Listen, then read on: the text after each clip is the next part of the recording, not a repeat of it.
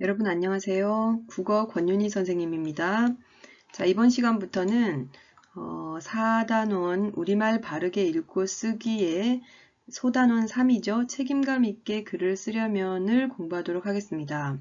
우리가 지난번 시험까지 소단원 2까지 우리말 바로 쓰기를 했었죠. 맞춤법. 자, 이번 시간부터는 책임감 있게 글을 쓰는 방법, 글을 왜 책임감 있게 글을 써야 하는지, 글쓰기의 어떤 윤리 이런 부분에 대해서 공부하도록 하겠습니다. 자, 먼저 이번 단원의 학습 목표입니다. 책임감 있게 글을 쓰려면 글을 쓸 때 지켜야 할 쓰기 윤리를 이해할 수 있습니다. 그리고 글이 독자와 사회에 미치는 영향을 고려하여 책임감 있게 글을 쓰는 태도를 지닐 수 있습니다.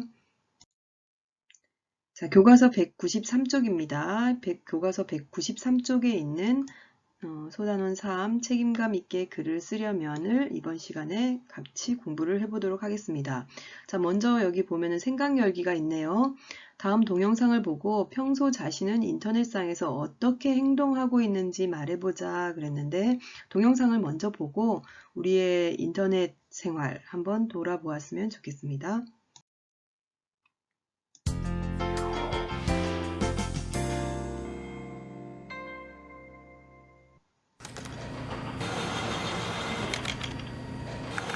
너의 목소리가 들려 너의 목소리가 들려 너의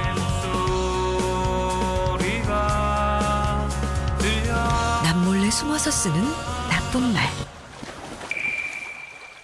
너의 목소리 얼굴을 보면서 할 수 없는 말은 인터넷에서도 하지 마세요. 네, 요즘 우리 악플 때문에 사회적인 문제가 많이 되고 있죠. 그런 악플에 대한 문제를 제기하고 있는 동영상인데요.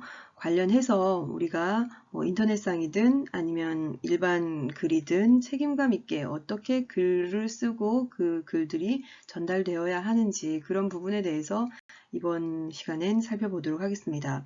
교과서 194쪽에 있는 소단원 한번 읽어보도록 하겠습니다. 자, 선생님이 한번 쭉 읽으면서 내용을 정리를 해볼게요.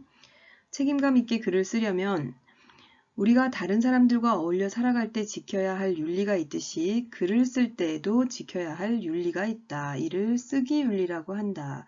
자, 쓰기 윤리에 대해서 계속해서 알아보도록 합시다.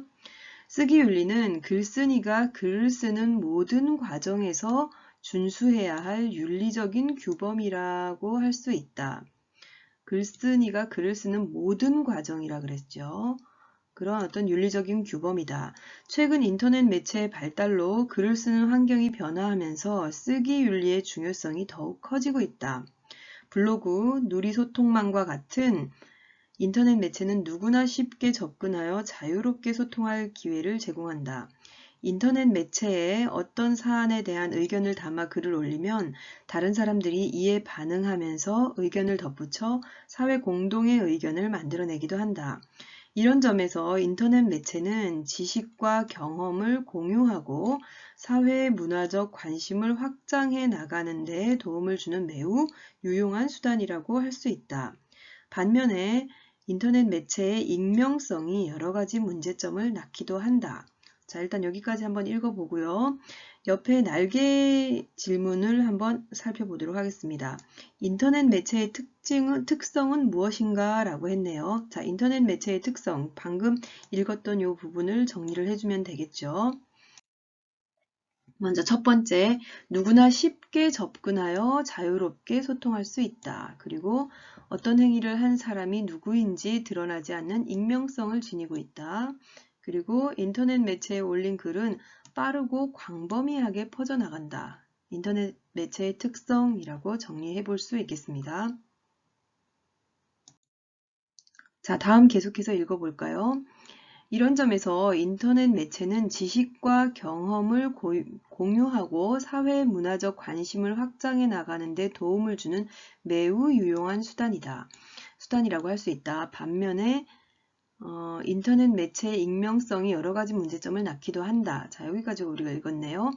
사실이 아닌 내용을 무분별하게 전달하여 사람들에게 혼란을 주거나 부적절하고 과격한 표현을 써서 다른 사람에게 피해를 주는 일 등이 그것이다. 인터넷 매체에 올린 글은 빠르고 광범위하게 퍼져나갈 수 있는데 이럴 경우 원래의 상태로 돌려놓기가 매우 어렵다. 그러므로 인터넷 매체에 글을 쓸 때에는 윤리적인 태도, 책임감 있는 태도를 지녀야 한다. 쓰기 윤리는 글을 쓰는 사람이 지켜야 할 윤리적 규범이 개인적인 성격을 지니는지 아니면 사회적인 성격을 지니는지에 따라 구분할 수 있다. 전자를 개인적 쓰기 윤리라고 하고 후자를 사회적 쓰기 윤리라고 한다. 개인적 쓰기 윤리는 글을 쓸 때 자기 생각이나 느낌, 경험, 의견 등을 거짓으로 꾸며 쓰지 않고 진실하게 쓰는 것을 의미한다. 다음 사례를 바탕으로 내용을 구체적으로 알아보자. 자, 먼저 인터넷 매체의 특성, 내용을 정리를 하고 다음 계속 읽어보도록 하겠습니다. 인터넷 매체의 특성은 누구나 쉽게 접근하여 자유롭게 소통할 기회를 제공합니다. 그리고 지식과 경험을 공유하고 사회문화적 관심을 확장하는 데 도움을 줍니다. 반면에 익명성에 숨어서 허위 사실을 전달하거나 부적절한 표현을 하는 등 여러 문제를 낳기도 합니다. 그리고 글이 빠르고 광범위하게 퍼져나가서 원래의 상태로 돌려놓기가 매우 어렵습니다. 따라서 인터넷 매체에 글을 쓸 때에는 특히 윤리적인 태도, 책임감 있는 태도를 지녀야 한다라고 우리가 지금 읽은 부분에서 이야기하고 있었습니다. 자, 그러면 그 만화에 나와 있는 사례를 한번 살펴보도록 하겠습니다. 주말에 본 영화의 평을 얼른 써서 올려야겠어. 내 블로그 이웃을 실망하게 할 수는 없지. 난 이 영화가 별로였는데 전문가 평가는 최고네. 전문가 평가는 좋더라도 내가 생각한 대로 써야 하지 않을까?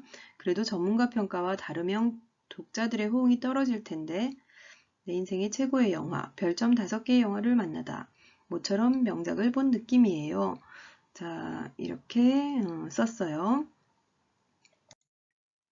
이 사례에 등장하는 학생은 지난 주말에 본 영화에 대한 글을 쓸 때 자기의 생각과 다르게 표현하여 개인적 쓰기 윤리를 어기고 있다.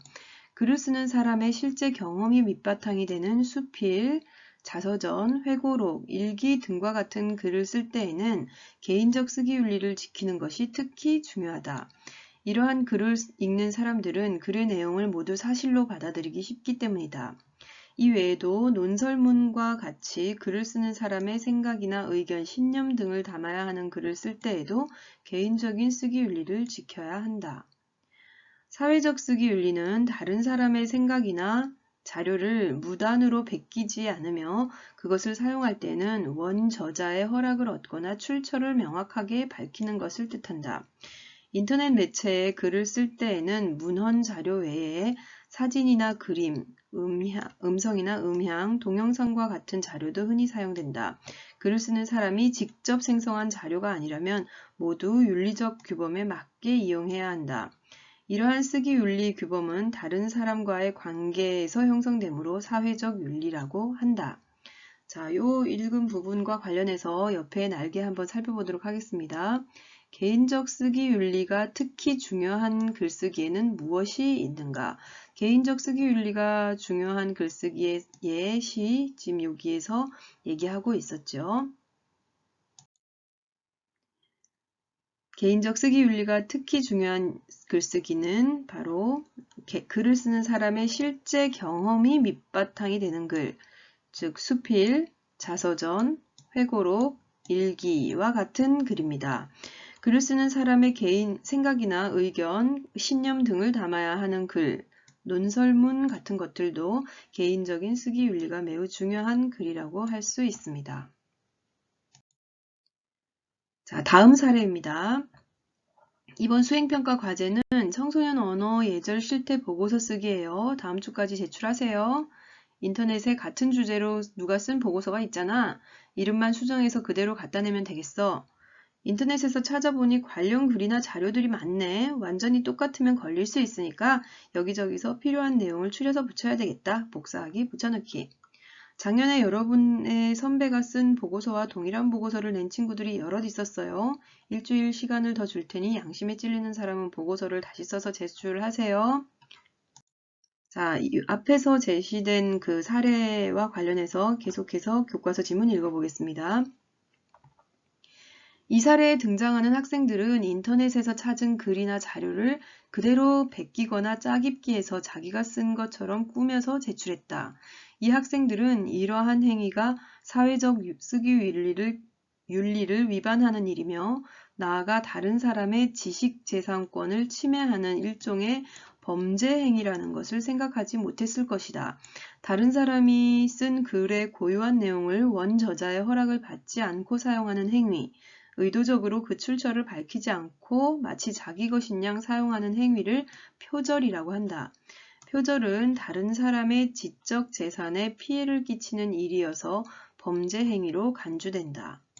직접 만나서 하는 대화, 개인 간의 편지나 전화는 어떤 내용을 어떻게 표현하든 개인 주변의 관심을 끄는 정도에 그친다.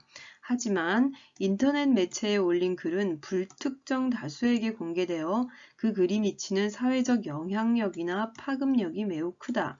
그렇다면 책임감 있는 그 자세로 글을 쓰기 위한 방법에는 어떤 것들이 있을까? 자, 요 다음 지문 읽어보기 전에 지금 얘기했던 내용들 핵심 정리 내용 해보겠습니다. 자, 먼저 쓰기 윤리와 관련해서 글쓴이가 글을 쓰는 모든 과정에서 준수해야 할 윤리적 규범이 바로 쓰기 윤리입니다. 그리고 개인적인 쓰기 윤리와 사회적 쓰기 윤리로 나눠볼 수 있었죠. 개인적인 쓰기 윤리는 글을 쓸 때에 자기의 생각이나 경험, 의견 등을 거짓으로 꾸며 쓰지 않고 진실하게 쓰는 것을 의미합니다. 그리고 사회적 쓰기 윤리는 다른 사람의 생각이나 자료를 무단으로 베끼지 않으며 그것을 사용할 때 원저자의 허락을 얻거나 출처를 명확하게 밝히는 것을 의미합니다. 자, 계속해서 교과서 내용 읽어보도록 하겠습니다. 첫째, 자기가 쓴 글이 사회에 미칠 영향을 고려하여 내용을 선정하고 검토해야 한다. 거짓이나 허위사실로 글을 쓰면 그 글을 읽는 사람들에게 피해를 줄 수 있다. 따라서 글의 내용은 사실을 그대로를 담고 있어야 하며 오류 없이 정확해야 한다. 또한 왜곡, 과장, 축소하지 않는 정보를 내용으로 다뤄야 한다. 그러므로 글을 쓸 때 내용의 진위 여부가 명확하지 않다면 반드시 사실을 확인해야 한다. 자, 둘째, 내용이 어느 한쪽으로 치우치지 않도록 써야 한다. 인터넷 매체에 올리는 글은 다양한 계층, 지역, 나이의 사람들이 읽을 수 있으므로 내용을 공정하게 선정하여 쓰는 것이 특히 바람직하다. 특히 공적인 영역에 속하는 사안을 다룰 때는 내용이 공정한지를 꼼꼼하게 확인하고 검토할 필요가 있다. 셋째, 글을 읽는 사람을 배려하고 존중하는 언어 표현을 사용해야 한다. 누군가에게 보일 목적으로 글을 썼는데 그 표현이 과격하거나 저급하여 읽는 사람에게 불쾌감을 준다면 글을 쓴 목적을 달성하기는커녕 합리적인 문제 해결을 방해할 수도 있다. 폭력적인 언어 표현은 글을 읽는 사람들의 마음에 깊은 상처를 남기므로 언어 표현이 적절한지를 유의하여 점검해야 한다. 자, 관련해서 날개 질문 확인해 보도록 하겠습니다.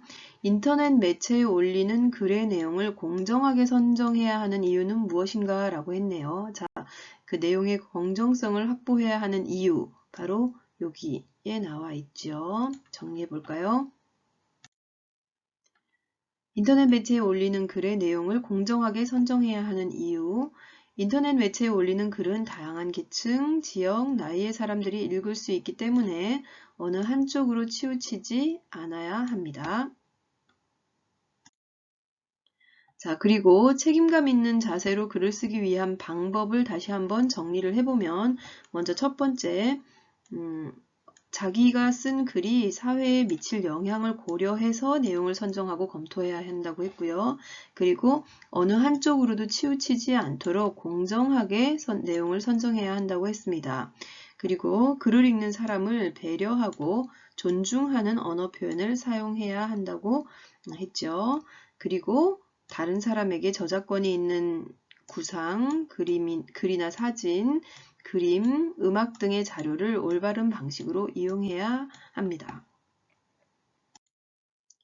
자, 계속해서 넷째 살펴보겠습니다. 넷째, 다른 사람에게 저작권이 있는 구상, 글이나 사진, 그림, 음악 등의 자료를 올바른 방식으로 이용해야 한다.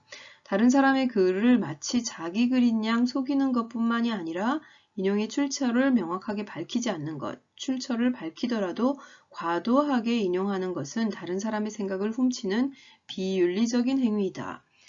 인터넷 매체는 다른 사람의 생각이나 자료에 쉽게 접근할 수 있지만 자칫 표절로 이어져 다른 사람의 저작권을 침해할 수 있으므로 특별히 주의해야 한다. 정보통신 기술이 발달하고 휴대가 편리한 전자기기가 널리 보급되면서 인터넷 매체에 글을 쓰는 일이 일상화되고 있다. 우리는 글을 쓰는 환경이 변화한 만큼 자기가 쓴 글이 독자와 사회에 미칠 영향력과 파급력을 생각하면서 다른 사람을 존중하고 배려하는 태도로 글을 써야 한다.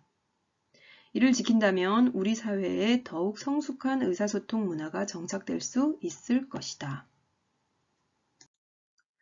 자, 지금 마지막 부분에서 얘기한 것이 바로 쓰기 윤리 준수의 중요성입니다.